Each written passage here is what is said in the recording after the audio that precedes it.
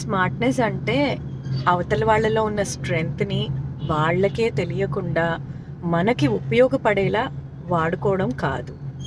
First of all one ground thumb rule is that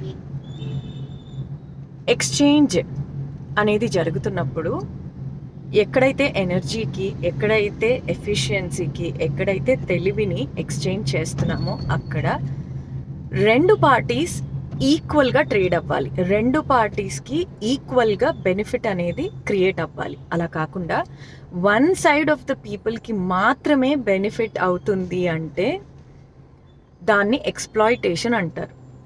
అది వివిధ రకాల కాంటెక్స్ట్‌లో డిఫరెంట్ టైప్స్‌లో పిలుస్తాం.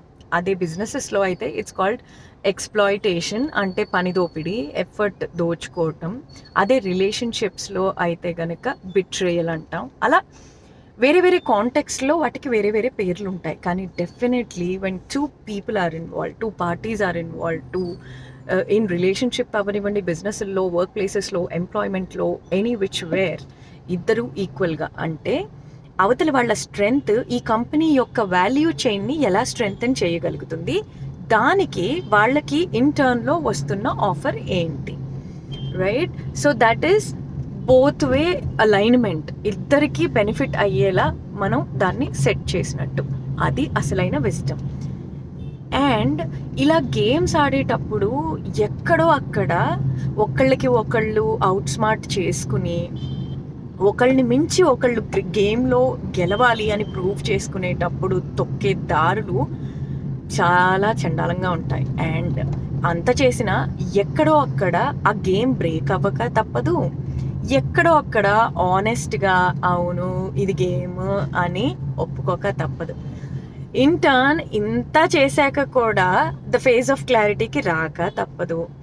అలా అంత చేసి ఇలా వచ్చేటప్పటికి హుందాతనం, గౌరవం అవన్నీ పోతూ ఉంటాయి.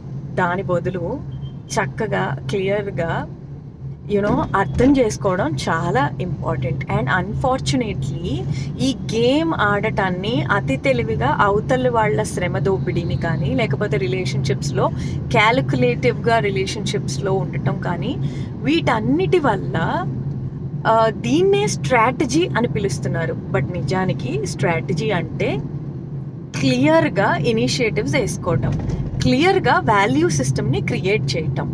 ఏమొస్తుంది, దానికి మనం ఏమి ఇస్తున్నాం, ఏమి ఇవ్వకుండా ఏదన్నా వచ్చిందంటే అది నిలవదు. క్లియర్గా తీసుకున్న పాతే స్ట్రాటజీ.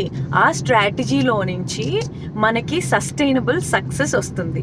అవునా కాదా?